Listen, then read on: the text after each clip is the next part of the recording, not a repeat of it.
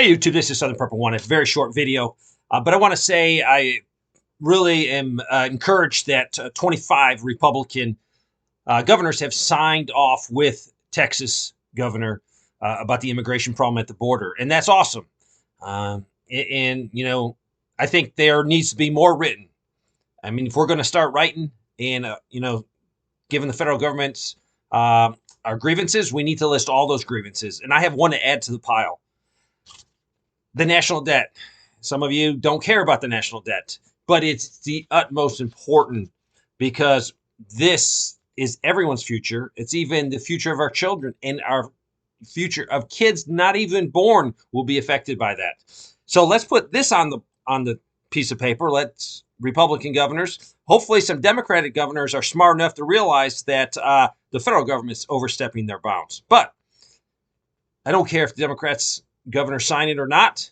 The American people are upset. And finally, we might start to grow a backbone and give our grievances to the federal government. But this is my grievance. Christmas Day, December 25th to January 24th, about a month. We went up $117 billion up till yesterday. Today, the debt just exploded another $47 billion. So if you go from Christmas, December 25th, to today, 1 month, the federal government has gone into debt $164 billion. So they need to start putting every grievance on a piece of paper.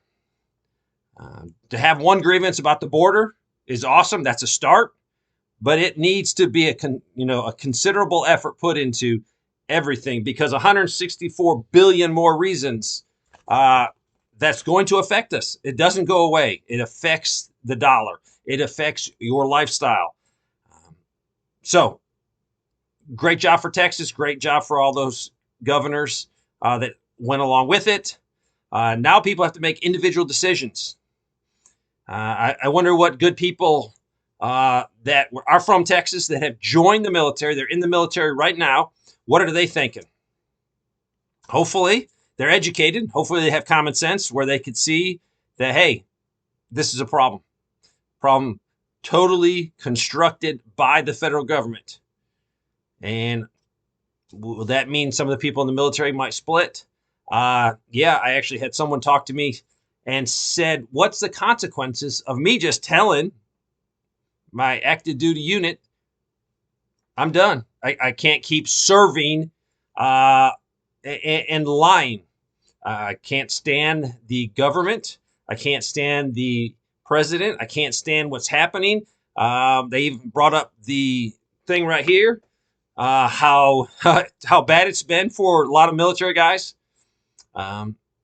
So, I didn't have any advice for him because I'm not an attorney. But, we all have choices to make. People say, you can't do that. No, you can do a lot of things in life. You just have to be ready for the consequences. That's all. I'm tired of people saying, you can't do that. You can't do that. You can't do that. Oh, no, there's a heck of a lot we, the people, can do, but there's consequences. So I told him, you're going to have to go find an attorney that deals with getting out of the military.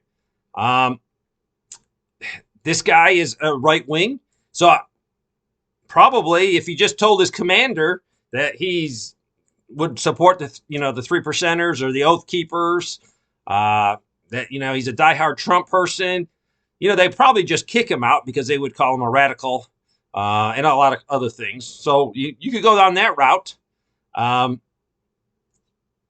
He said he wouldn't even mind doing some time in the brig, in the jail, in the Leavenworth, 30 days, 60 days, 90 days, and then be done because he's tired of living a lie. And I don't blame him. You took that oath, follow the orders. At some point, it's like, you know what? I'm done. So I have no advice for that young man. I don't want him to ruin his life. But what is happening in Texas, people are going to have to make choices. So don't say, oh, I don't have a choice. And don't say, oh, I can't do anything because I got a job. I got to pay my mortgage. That's irrelevant to your future. Your mortgage doesn't matter. Your house doesn't matter. And if you do put your house or your comfortable job in front of your freedoms, then we don't need you on our side because you're not dedicated. So watch what's happening in Texas. We'll see what Biden will do. Maybe he'll just fold, quit, and say it's not worth the problem. It's not worth the fight in Texas. Doing that might embolden more states to step up and say, hey, you're way over your limit. What you're trying to do is what the state needs to do. So keep prepping, keep preparing. Exercise, get in better shape. If you're a Minuteman, how long would it take you to get your gear ready? Put your gear on. If you say, Dave, well, I'm like a 4-hour man. By the time I get my plate carrier, it's in the closet somewhere. Find my pouches, get my pouches on. Make sure I got some ammo loaded. Oh, I don't even know if my weapon's sighted in. It's been 3 years since I got it out.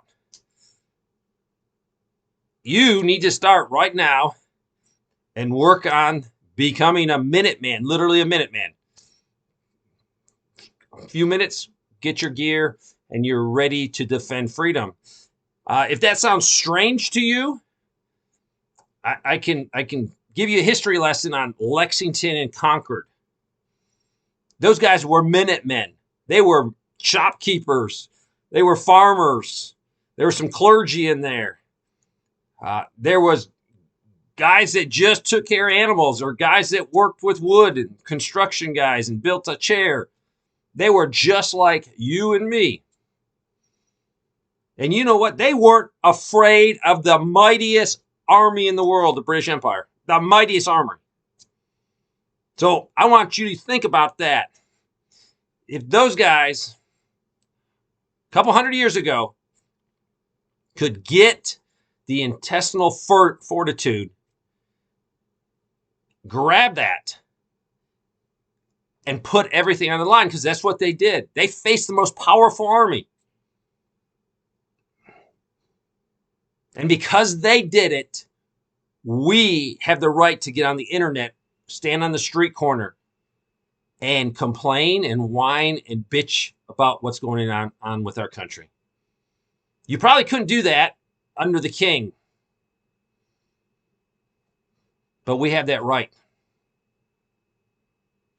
But are we going to be the generation that does nothing and loses more and more and more freedoms and having the tyrants push us down further into the mud?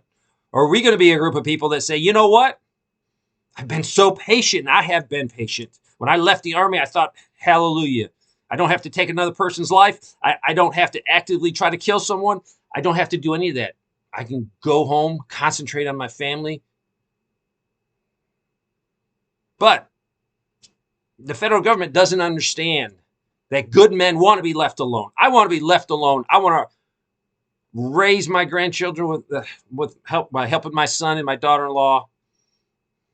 Today, I had my littlest one, and in the driveway, I walked back and forth. It was dark, and I sang her to sleep. The best feeling in the world. I'm at the point now, if we do nothing, those little ones will have nothing. Thank you for watching.